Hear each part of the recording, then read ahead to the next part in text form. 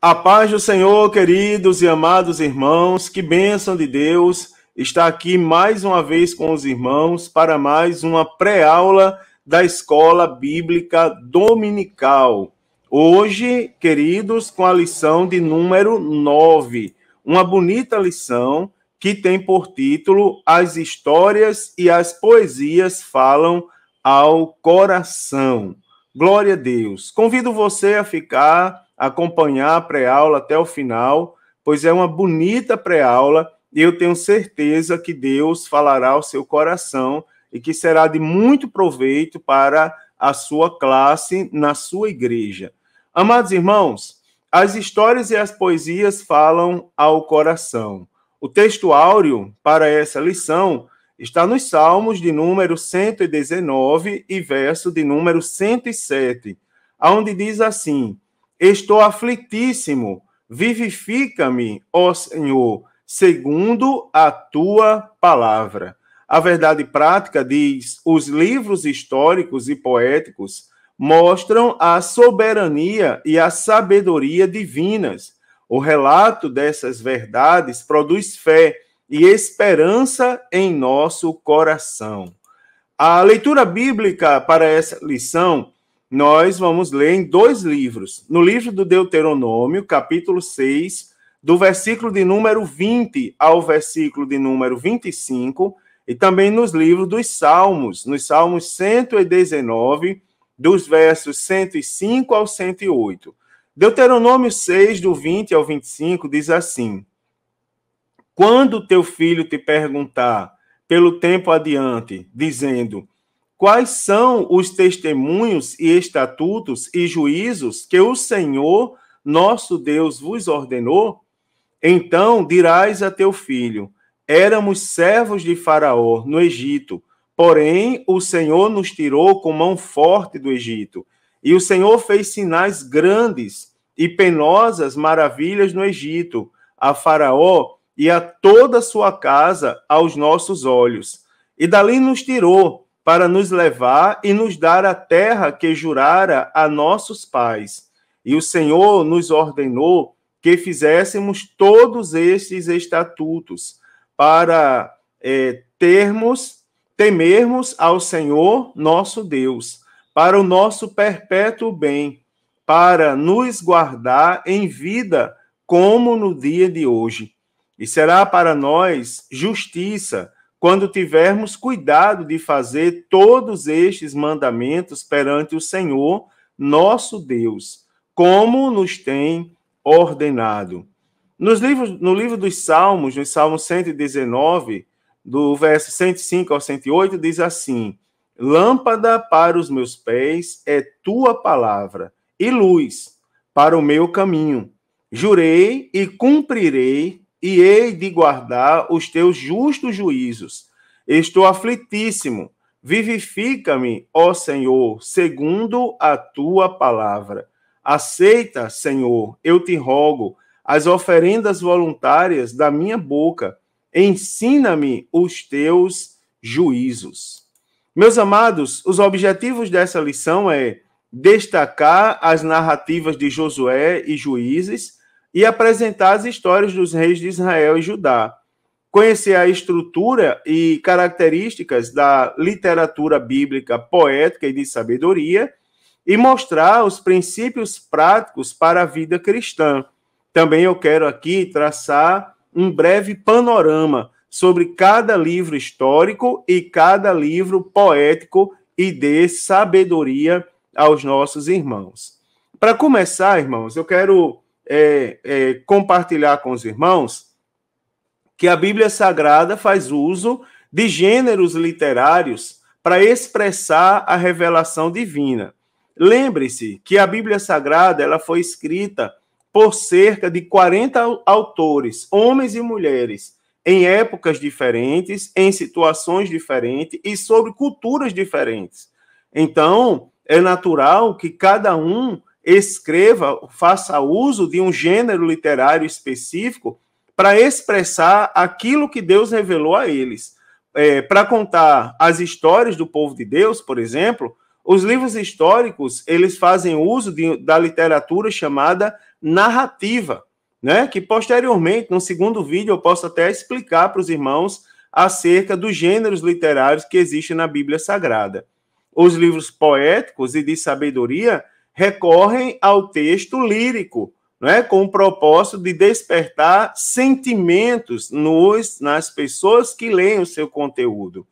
E, em vista disso, nessa lição, né, eu quero mostrar aos irmãos as experiências e as instruções relatadas em cada livro desse, que se enquadra na categoria de livros históricos e também nos livros poéticos e de sabedoria, né? Cuja mensagem de cada um deles fortalece muito o nosso coração, tá certo?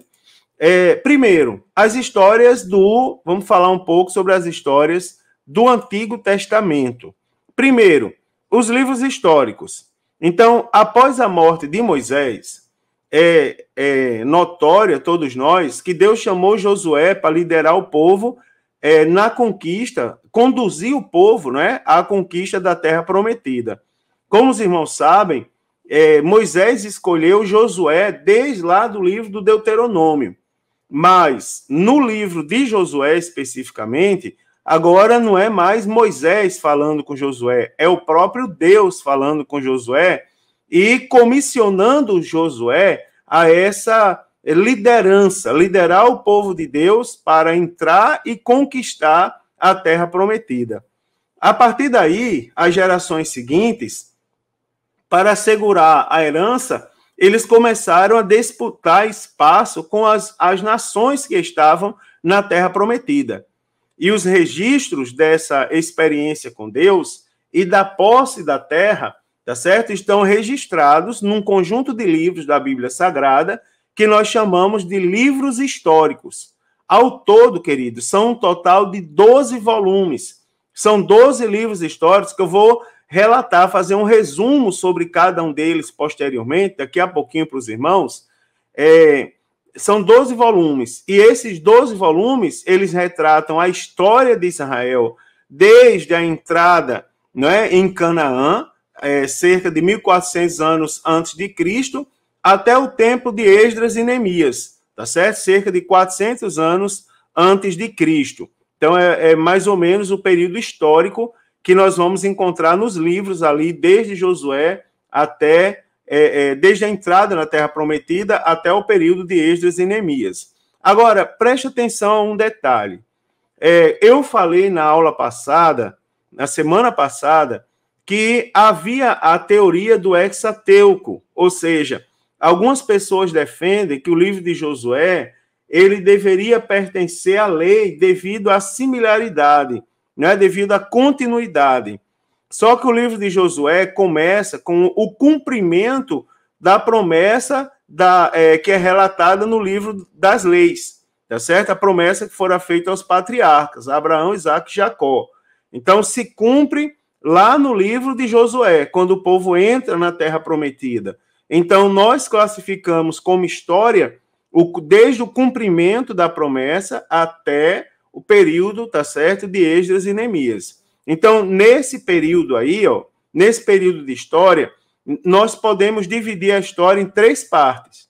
Por exemplo, nesse período de história, a gente pode dizer, afirmar com segurança, que o povo de Israel experimentou 3 coisas. E essas 3 coisas, o aluno deve fixar.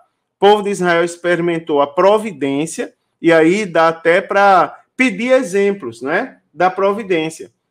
Diga aí alguns exemplos de providência dentro desse período histórico. E aí os alunos, você já pode começar a lembrar para contribuir com seu professor no domingo na classe.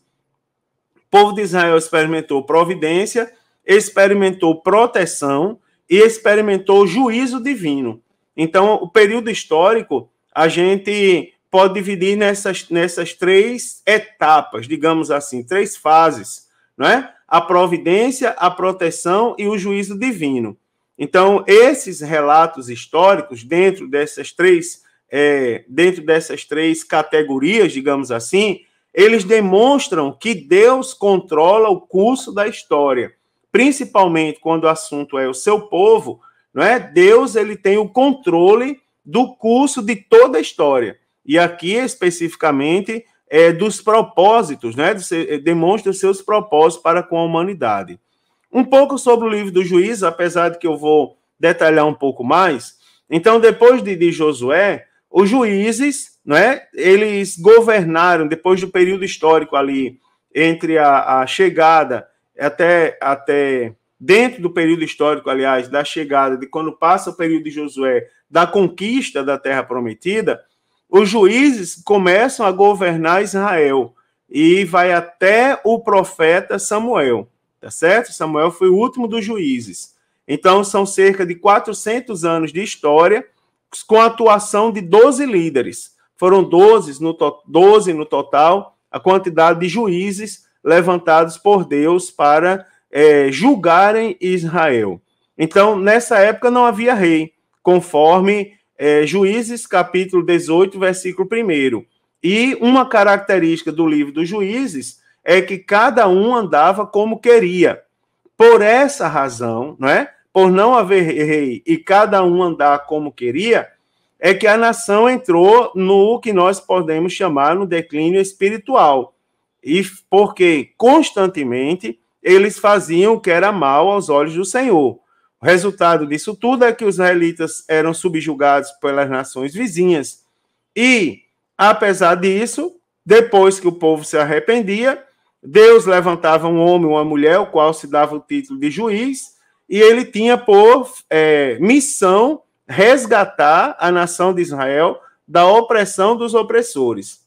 Então, essas histórias, esse relato do livro dos Juízes, mostram e apontam para a fidelidade e a misericórdia da parte de Deus. Também, querido, falar um pouco sobre a história dos reis. Por volta do ano 1050 a.C., Deus constituiu Saul como rei de Israel. Saul foi o primeiro rei de Israel constituído por Deus. Embora, irmãos, eu vou já falar para os irmãos que houveram outros que se autoproclamaram rei.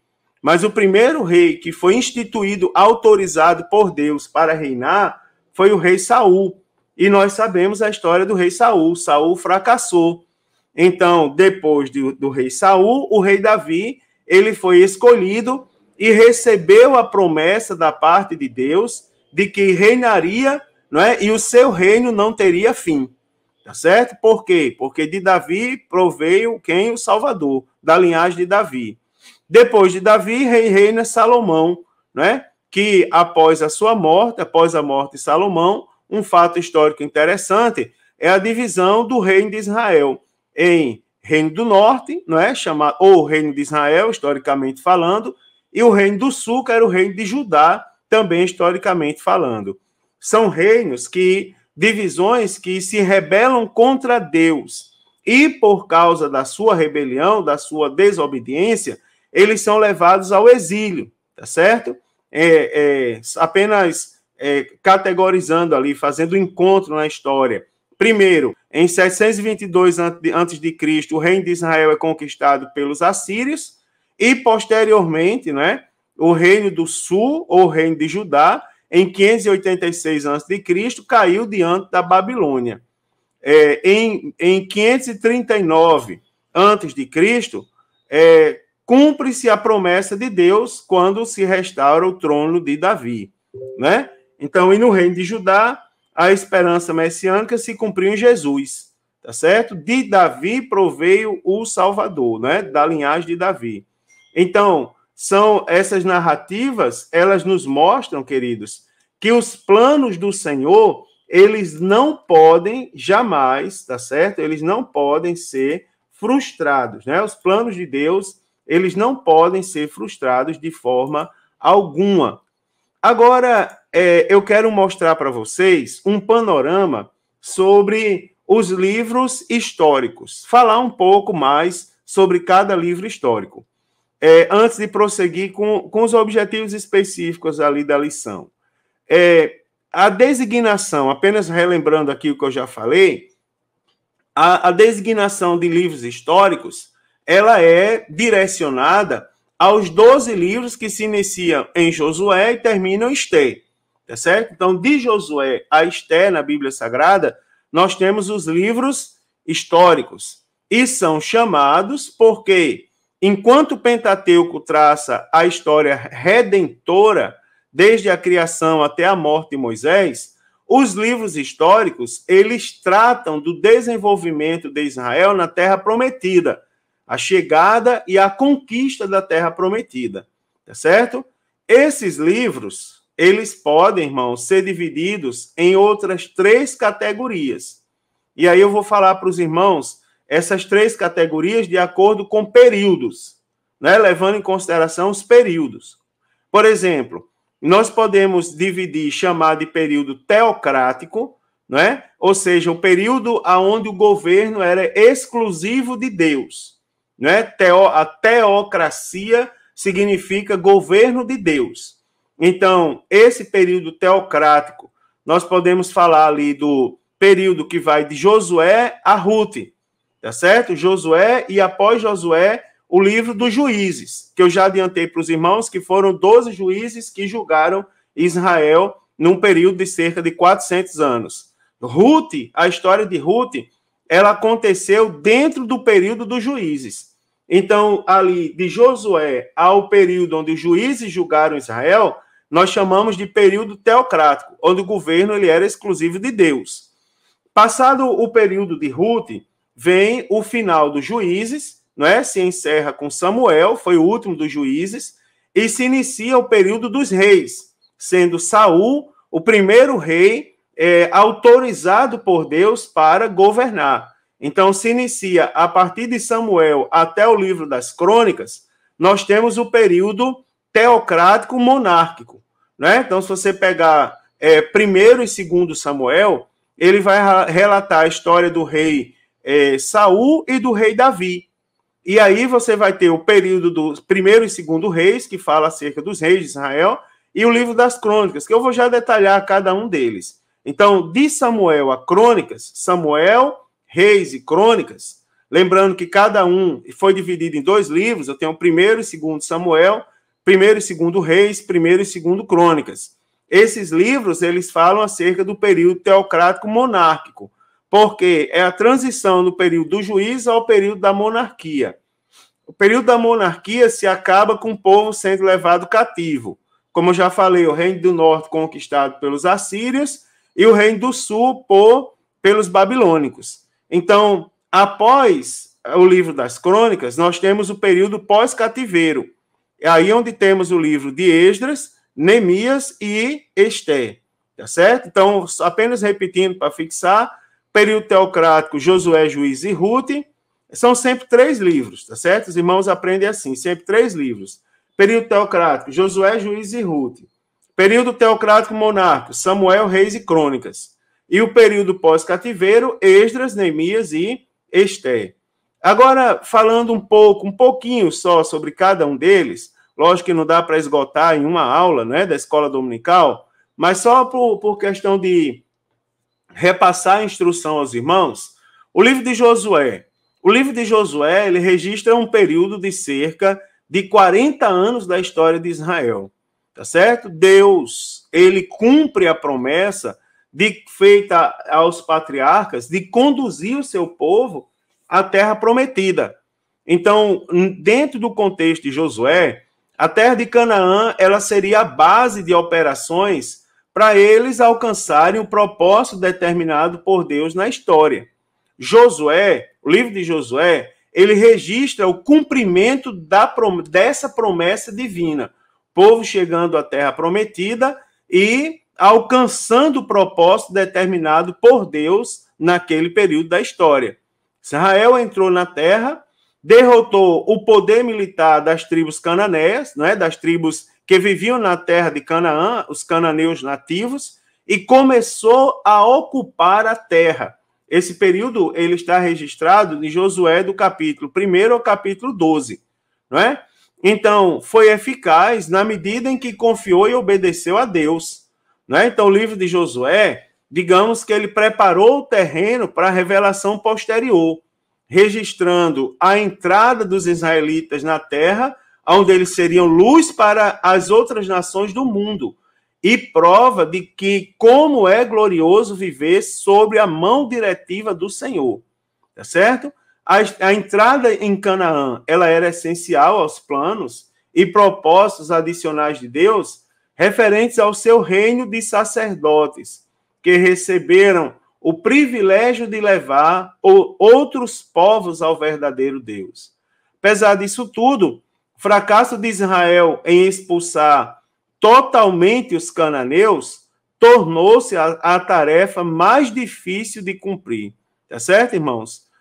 Os irmãos sabem que quando Deus ordenava expulse, destrua, e Israel desobedecia. Não expulsava por completo, ora tomava os despojos para si mesmo, contrariando a ordem divina. Uma série de coisas aqui, contrárias à vontade de Deus, aconteceu no livro de Josué. Chega então o livro dos Juízes, né, que cobre um período de aproximadamente 265 anos. Então, houve ali 6 períodos de opressão dos inimigos de Israel, abarcados pelos livros, né? Nesse período do juízo, o povo de Israel, eles foram diversas vezes, digamos assim, eles naufragaram na fé, dando as costas para Deus e adorando os ídolos e vivendo de uma forma desregrada. Mas o livro do juízo também registra a ação graciosa de Deus em agir em benefício do seu povo quando esses se voltam ao Senhor. O livro dos Juízes, a gente pode resumir em 4 palavras, tá certo? Apostasia, opressão, arrependimento e livramento. Mais ou menos assim. O povo apostatava da fé, ou seja, negava a fé conscientemente, aquela frase famosa do livro do Juízes, e tornou o povo a fazer o que não era reto aos olhos do Senhor. Então o povo apostatava, e como juízo da apostasia, Deus permitia que os opressores oprimissem Israel, tá certo? Os opressores oprimiam e, naquele período da opressão, o povo, após a opressão, o povo se arrependia, e após o arrependimento, Deus levantava um homem ou uma mulher, o qual se dava o nome de juiz, que conduzia o povo à libertação. Então, apostasia, opressão, arrependimento e livramento. São as 4 palavras que resumem o livro dos Juízes. Depois dos Juízes, vem o livro de Ruth, tá certo? Então, Ruth pertence aos livros do Antigo Testamento, chamado de Meglot, ou os 5 rolos, né? Que incluem Cantares de Salomão, Ruth, Lamentações, Eclesiastes e Esther. Então, esses livros, eles são lidos, respectivamente, nessa ordem, Cantares de Salomão, Ruth, Lamentações, Eclesiastes e Esther, são lidos durante ocasiões especiais, durante o ano, não é? Conforme o calendário festivo de Israel. Sendo que o livro de Ruth é o livro que é lido na festa da colheita, ou no dia de Pentecostes, tá certo? Sobre a autoria desse livro, vários estudiosos atribuem ao profeta Samuel, tá certo? Mas o autor do livro, ele é tido como anônimo. Alguns estudiosos defendem ser Samuel, num estudo específico sobre Ruth, talvez eu explique isso aos irmãos. Então, apenas 2 livros da Bíblia, ele leva o nome de mulheres. É o livro de Esther, é o livro de Ruth, e posteriormente o livro de Esther. Aqui no livro de Ruth, os eventos históricos acontecem antes da monarquia, tá certo? Ou seja, na época que os juízes julgavam Israel, é quando acontece Ruth. Esse livro, ele vai pontuar uma fome que se instaurou, não somente por causas naturais, mas também por desobediência à palavra de Deus, como era comum acontecer frequentemente no período de Juízes por causa da apostasia. Então, Deus puniu o seu povo como havia prometido, e dentro desse contexto, a história de Ruth, ela surge, então, a fidelidade de Ruth, ela surge como, digamos assim, um holofote, uma luz que brilha dentro da escuridão que vivia o povo de Israel naquele período histórico. 1º e 2º Samuel, queridos, é um livro que, conforme a maioria dos livros históricos, são tidos como anônimos. No entanto, né, apesar disso, o profeta Samuel é considerado como autor do primeiro livro de Samuel, do capítulo 1 ao 24, 1 Samuel do 1 ao 24. E Natã e Gade, os autores da parte restante, tá certo? Conforme 1 Crônicas 29 e 29. Os dois livros de Samuel, eles são os primeiros dos 6 livros duplos, tá certo? Os livros duplos que nós temos na Bíblia Sagrada. Na sequência, o livro de Samuel, Reis e Crônicas, tá certo? Então, esses 3 livros, como eu já falei, são livros duplos. Nós temos 1 Samuel e 2 Samuel, 1 Reis e 2 Reis, 1 Crônicas e 2 Crônicas. E estes livros foram divididos na época da tradução da Bíblia lá para a Septuaginta, na época da Septuaginta. Os acontecimentos relatados nos 2 livros do profeta Samuel, eles cobrem desde o nascimento de Samuel até o final do reinado do rei Davi, tá certo? O primeiro período de tempo para os livros de Samuel é de cerca de 130 anos aproximadamente. Lembrando que o livro de Samuel, eles cobrem o período da transição, né, da liderança dos juízes divinamente escolhidos até a monarquia. Apenas um detalhe aqui, é que eu falei há pouco tempo atrás. Vou falar agora aqui. Vou falar aqui, pronto. Eu falei há pouco tempo atrás que o rei Saul, uma vez Saul está inserido aqui no contexto de 1 Samuel, eu vou logo fazer essa ressalva, é que eu falei que Saul, ele foi... Eu fiz o detalhe, eu frisei que Saul, ele foi o primeiro rei de Israel autorizado por Deus a reinar. Por quê? Porque no período dos juízes, houveram outros que se autoproclamaram reis. Por exemplo, aliás, se autoproclamaram rei. Por exemplo, Abimeleque, filho de Jerubaal. Né? Jerubaal, para quem não lembra, é Gideão. Gideão passou a se chamar Jerubaal porque ele destruiu os altares de Baal da casa de seu pai. Então, Abimeleque, filho de Jerubaal, a Bíblia diz que ele se autoproclama rei. E a história está registrada na Bíblia Sagrada que o povo aclamou Jerubaal como se ele fosse rei. Os historiadores, eles destacam que para haver rei, para um rei reinar em uma nação, precisa haver o reconhecimento popular.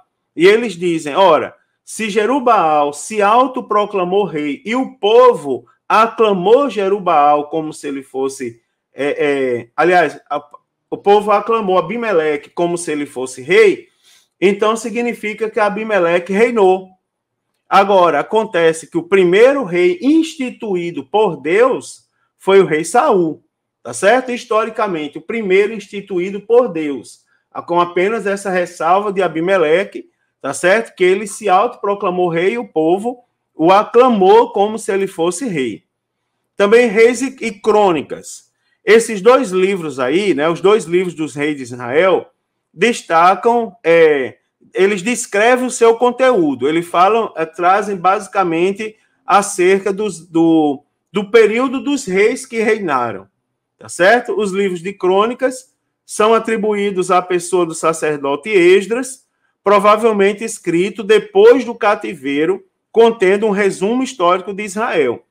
E, em vez de escrever uma obra exaustiva, o que ele faz? Ele tece uma narrativa cuidadosamente, destacando lições espirituais e verdades morais. Então, a história registrada nos livros de Reis e Crônicas, ele cobre aproximadamente um período de 410 anos. Os principais acontecimentos aí, nós temos, a morte do rei Davi, tá certo? Nós temos o reinado do rei Salomão, nós temos a construção do templo, nós temos a divisão do reino, o cativeiro assírio e também o cativeiro babilônico. Aqui vai também uma observação interessante a mais sobre o livro dos reis e o livro de Crônicas, é que uma vez um jovem me perguntou, ele disse, pastor, por que a gente observa uma certa semelhança do conteúdo do livro dos Reis e do conteúdo do livro das Crônicas. Há, inclusive, capítulos no livro dos Reis que são semelhantes a capítulos que nós temos no livro das Crônicas. E por que essa semelhança? Vou explicar para vocês. A semelhança se dá porque o livro dos Reis, ele foi escrito para o povo que estava no cativeiro, para que o povo soubesse como governaram os reis que reinaram tanto no Reino do Norte, aliás, desde o período de pós-Salomão, principalmente, os reis que reinaram no Reino do Norte e no Reino do Sul, e a maneira como esses reis se distanciaram da vontade de Deus, tá certo? Então, foi escrito para o povo que estava no cativeiro. Já o livro das Crônicas, ele foi escrito para o povo pós-cativeiro. Então, é por isso que nós temos semelhança. Para o povo que saiu do cativeiro entender por que eles viveram no cativeiro, tá certo? Então, tem essa observaçãozinha aí que explica a semelhança entre os dois livros. E, por fim, os livros de Esdras e Neemias. Depois eu falo de Esther. Por fim, não, falta Esther. A autoria de Esdras e Neemias é anônima, tá certo? A tradição geralmente atribui ao sacerdote Esdras a autoria desses dois livros.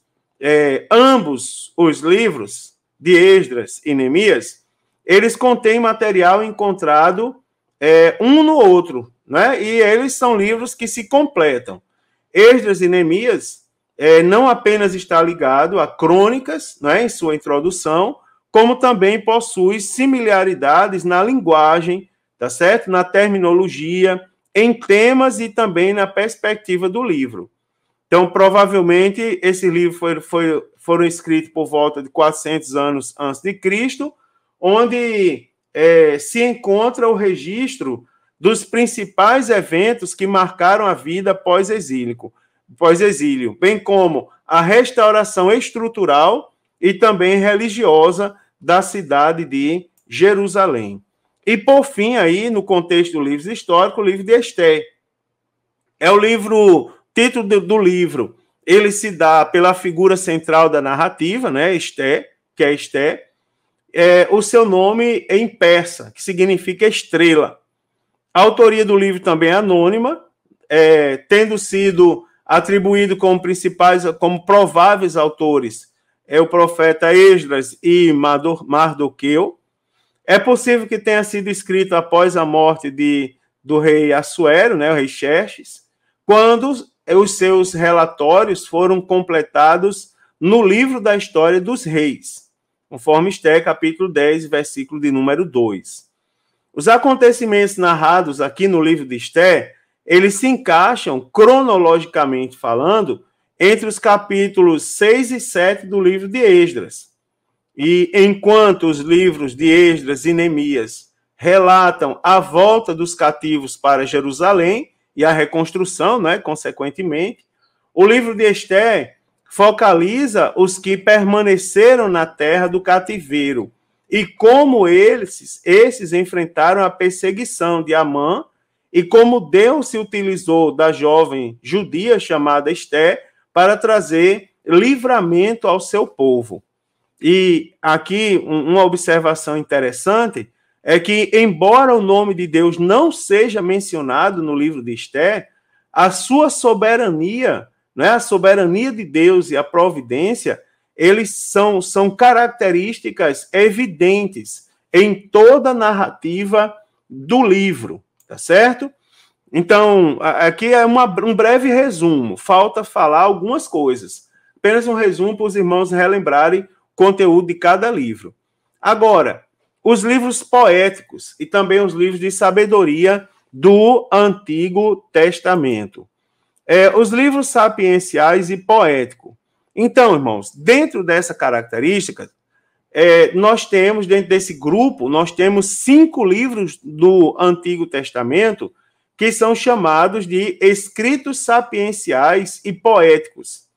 Por que eles têm esse nome? Porque eles ensinam a sabedoria por meio de poesia e da prosa. tá certo? Esses livros vai do livro de Jó ao livro de Cantares de Salomão. Então, nós temos 5 livros nessa categoria: Jó, Salmos, Provérbios, Eclesiastes e Cantares de Salomão. O livro de Eclesiastes, ele é bonito, né, irmão? Eu vou deixar para me emocionar quando eu for falar do livro dos Salmos daqui a pouco. O livro de Eclesiastes, ele foi escrito quase todo em prosa. E os outros livros foram redigidos, em sua maioria, na forma poética, né? De maneira geral, a prosa, ela retrata o modo como normalmente falamos. E a poesia, ela expressa sentimentos e pensamentos mediante versos que atingem o intelecto e as emoções. Na Bíblia Sagrada, esse gênero literário, ele trata da aplicação da verdade divina à experiência humana e refere-se à sabedoria prática mais do que à sabedoria teórica, tá certo? Como é bom falar isso. Eclesiastes, Provérbios e Jó. O tema Eclesiastes está na frase, tudo vaidade, tá certo? Indicando ali a efemeridade da vida humana. Por isso, ao final de Eclesiastes, o autor declara que o sentido da vida é teme a Deus e guarda os seus mandamentos. No livro dos Provérbios, o tema de Provérbios, ele afirma, né, defende que o temor do Senhor é o princípio da sabedoria, ou o princípio da ciência. Está lá Provérbios 1:7, ensinando a todos nós que observar os princípios divinos nos faz pessoas mais sábias. Então, ao concluir o seu livro, o escritor ele enfatiza que uma pessoa temente a Deus, ela é digna de ser honrada. Já o livro de Jó traz como tema o sofrimento, né? Mostrando que a dor não é racional, tá certo? E que é preciso sempre confiar no Senhor, que pode todas as coisas. Salmos e cantares. Em hebraico, salmo significa, aliás, do hebraico, né? Salmo significa louvor. E sinaliza que a mensagem principal do livro é o louvor, a oração e a adoração ao nosso Deus. Também o livro dos Salmos é um livro de instruções, né? Porque ele nos mostra, em seu contexto geral, como nós devemos servir a Deus. E ainda, ele fala profeticamente acerca do Messias. Levando em consideração isso, considera-se como verso-chave do livro dos Salmos, o Salmo, lá nos Salmos 29, verso 2, onde diz: dai ao Senhor a glória devida ao seu nome. Adorai ao Senhor na beleza da sua santidade. Esse verso, ele deve ser guardado, né, irmãos? É uma lição a todos nós. Dai ao Senhor a glória devida. Ou seja, nós devemos glória ao nome do Senhor, né? E adorai ao Senhor na beleza da sua santidade. Aleluia, glória a Deus. O livro de Cantares, queridos, ele ilustra o compromisso, a intimidade e o amor que deve existir no casamento. Ele refere-se ao plano original de Deus acerca do relacionamento conjugal. O versículo-chave do livro de Cantares, ele sintetiza o ideal da fidelidade entre marido e a sua mulher.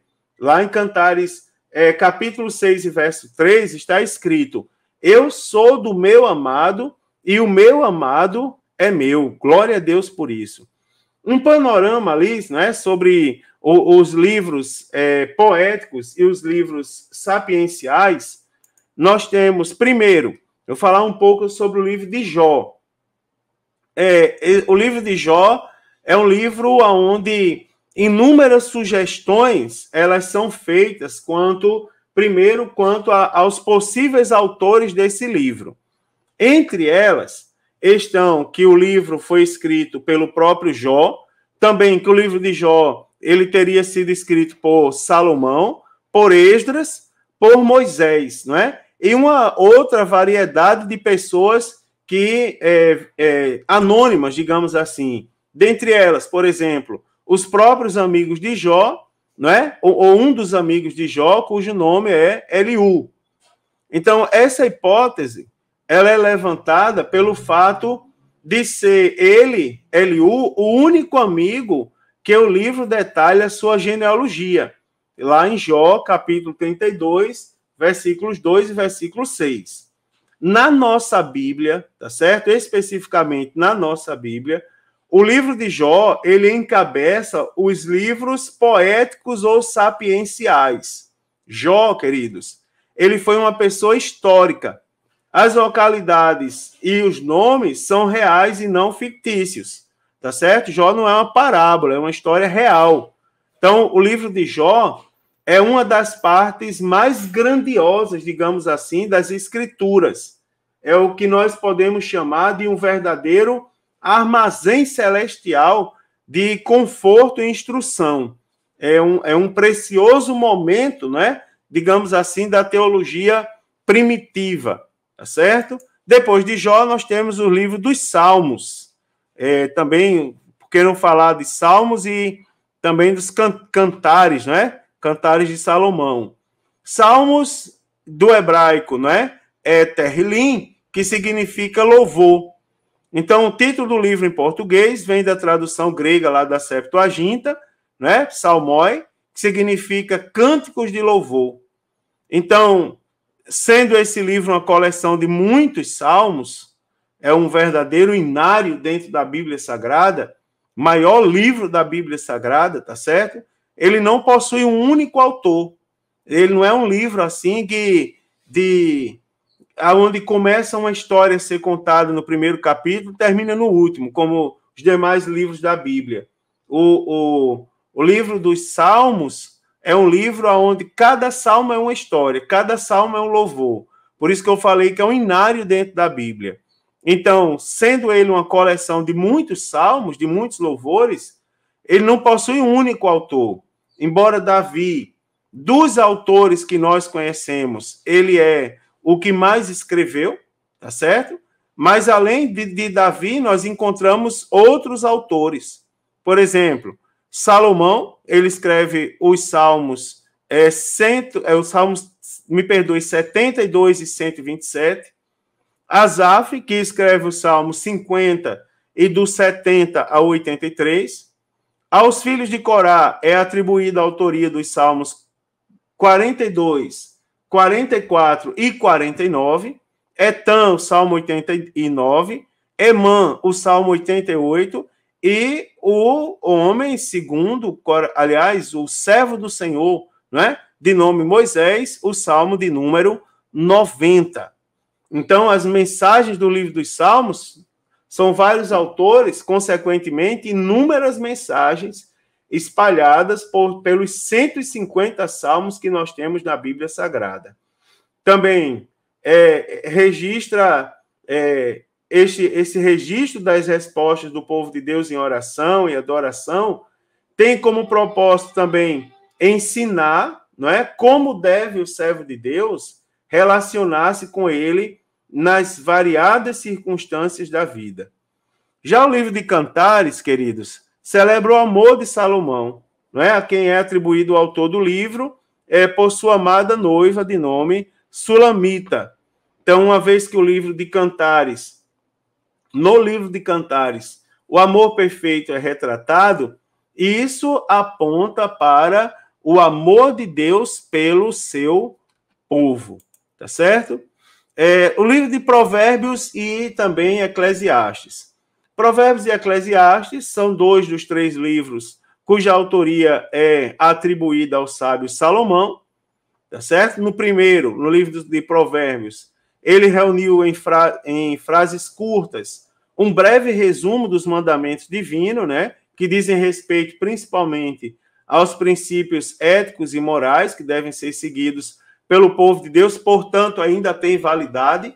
Nós aprendemos, inclusive, na escola bíblica dominical, algumas lições, das 2 lições passadas, que os princípios litúrgicos, eles foram para o povo, para os judeus, mas os princípios éticos e morais até os dias de hoje, tá certo?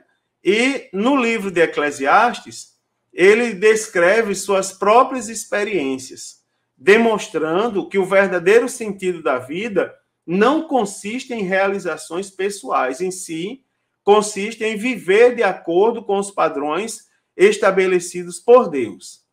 Embora esses livros foram escritos há cerca de 3.000 anos atrás, esses livros, queridos, eles contêm conselhos, mandamentos e ordenanças eternas. Se vêm da parte de Deus, então são imutáveis.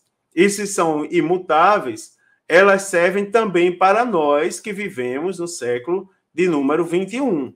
Por esse motivo, não devemos ler os provérbios como simples ditos populares, certo? O livro de provérbios não são piadas populares, nem o livro de Eclesiastes como uma mera biografia ou relato das experiências de um rei, né? Mas como conselhos divinos, ou seja, conselhos da parte de Deus para todos nós. Algumas lições, queridos, que nós podemos extrair dos livros históricos e dos livros poéticos. Primeiro, a grandeza de Deus para cumprir promessas. Então, Deus, primeiro, a primeira lição que a gente pode tirar desses livros é que o nosso Deus, ele é grande para cumprir as promessas que foram prometidas. Deus havia prometido a Davi, o rei Davi, que o seu reinado seria permanente.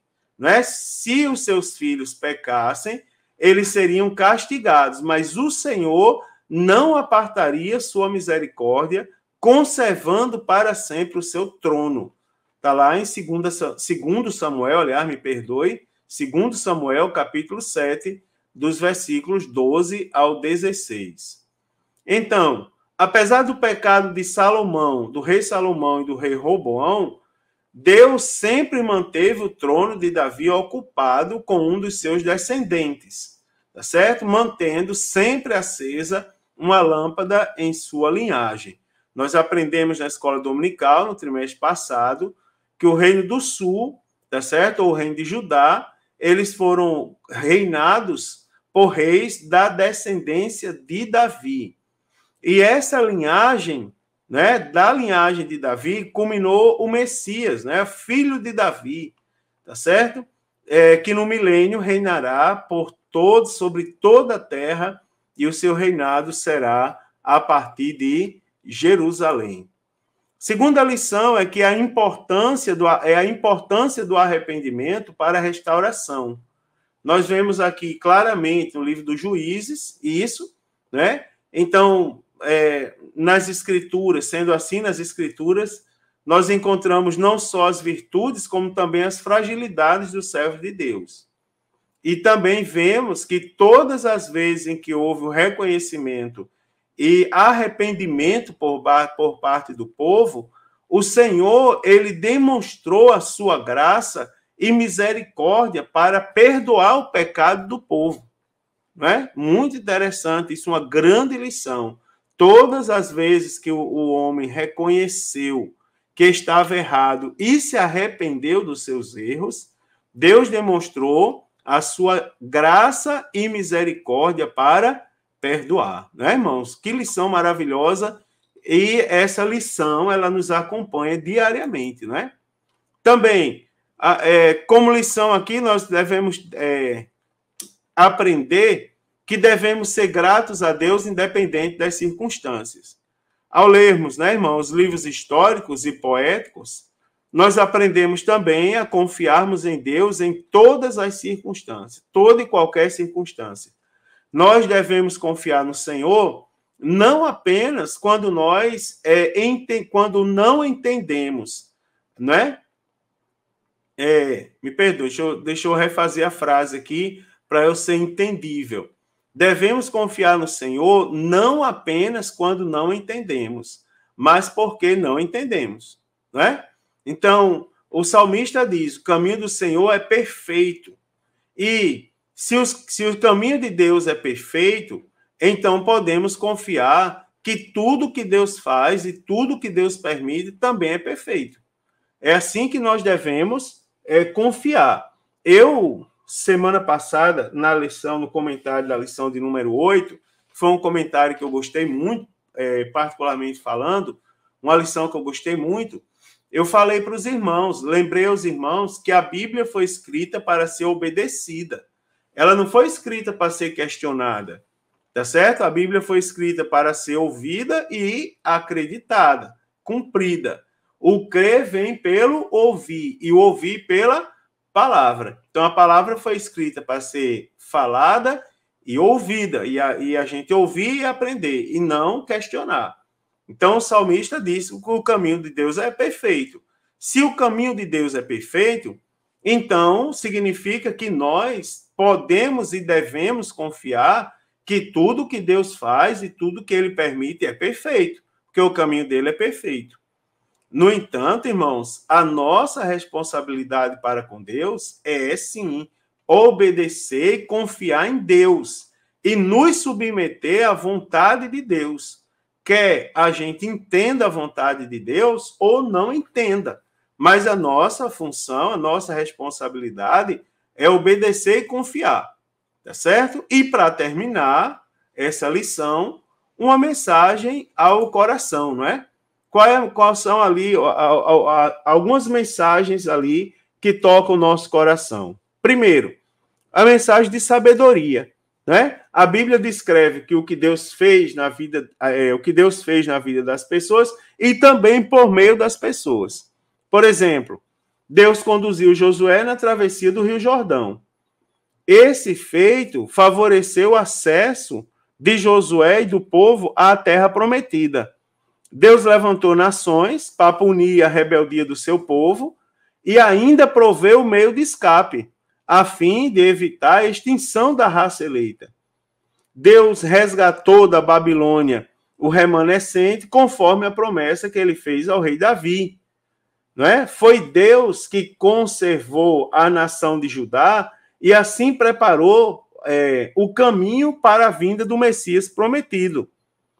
Nesse contexto, o nosso coração deve se aquietar. Sabe por quê? Porque Deus é soberano. E como soberano, Deus age na história. E nada acontece na história fora da sua vontade. Glória a Deus, aleluia, por isso, né, irmãos? Segundo, é uma mensagem de sabedoria. Além da soberania, nós temos uma mensagem de sabedoria. Então, Deus é a fonte da sabedoria. E o propósito da sabedoria é o quê? Agradar a Deus. Dessa maneira, todo conselho prático está subordinado à sabedoria divina. Então, dentre eles, nós podemos citar, não é? Nós podemos citar andar retamente, todo conselho prático, tá certo? São os princípios morais e éticos relatados lá nos livros da sabedoria. Então, nós temos andar retamente, fugir da luxúria, não ser preguiçoso, manter a boa reputação, tá certo? Tomar cuidado no falar, não confiar no dinheiro, viver com alegria, remir o tempo, manter a integridade, aceitar a repreensão, confiar no Senhor e desfrutar o verdadeiro amor, tá certo? Então, são ações que não devem ser observadas assim, simplesmente num ponto de vista legalista. Como eu falei, o livro de Provérbios, por exemplo, não é um livro de frases de efeito, é um livro de sabedoria divina, tá certo? Elas devem ser o resultado do toque divino no coração do ser humano. Então, além de ser uma mensagem de soberania, também é uma mensagem de sabedoria.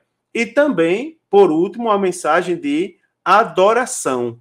Então, os salmos, eles possuem a peculiaridade de expressar as mais profundas emoções do coração humano, tal como medo, angústia, tristeza, força, segurança e alegria, não é? Por exemplo, quando o Senhor trouxe do cativeiro os que voltaram a Sião, estávamos como os que sonham. né? Livra-me, Senhor, né?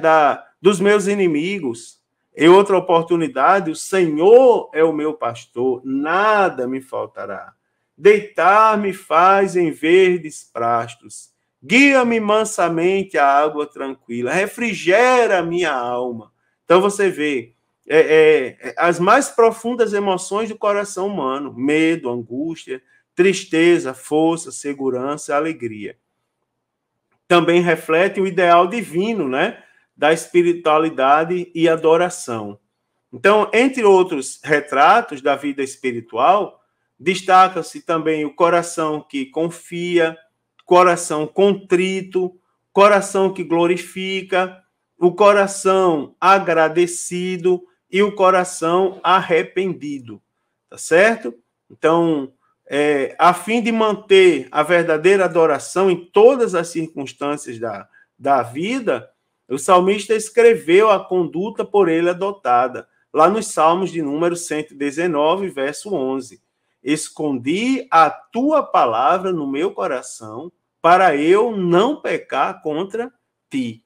Então, além de uma mensagem de sabedoria, tá certo? Aliás, de soberania, também uma mensagem de sabedoria e uma mensagem de adoração. Então, para concluir esse comentário, essa pré-aula, a experiência do povo de Deus na conquista e posse da terra prometida aponta, irmãos, para a soberania divina. Então, você observa que, com tudo isso, nós aprendemos, não é? Com a conquista e posse da terra prometida, lembre-se que eu falei do período teocrático, né? Período onde Deus governava, Deus era quem mandava, ele ordenava, ele conduzia e ele protegia o povo. Então, você tem a soberania divina. O texto bíblico em prosa e poesia também revela a sabedoria divina, né? Que deve ser aplicada em nosso viver diário. Então, a poesia e a prosa, né? A expressão da linguagem em nosso relatando o nosso cotidiano, e também em forma de poesia, em forma de sentimentos, ela revela toda a sabedoria divina que deve ser aplicada em nosso viver diário. Também essa mensagem é uma mensagem que alegra o nosso coração e que serve de bom remédio e conserva saudável nosso espírito, alma e corpo. Aleluia! Glória a Deus! Também, irmãos, aqui para concluir, os livros históricos e poéticos são obras inspiradas por Deus, não temos dúvida disso, cujas mensagens marcaram não só o período em que foram escritos, como ainda hoje fala fortemente ao coração de todo ser humano. Que bênção de Deus, irmão, que glória a Deus, que lição maravilhosa a todos nós essa lição. Então, queridos, que todos tenham uma excelente aula. Como eu digo toda semana, escute, veja essa pré-aula algumas vezes, leve as suas dúvidas à sala de aula, ao professor, tá certo? Compartilhe com o professor em momento oportuno, peça a oportunidade de fazer as suas considerações, convidem outros crentes para irem à escola dominical e que todos tenham uma excelente aula na presença do Senhor Jesus. A paz do Senhor a todos. Se Jesus não voltar, a próxima semana eu estarei aqui na pré-aula de número 10. Forte abraço, queridos, e que Deus abençoe a todos.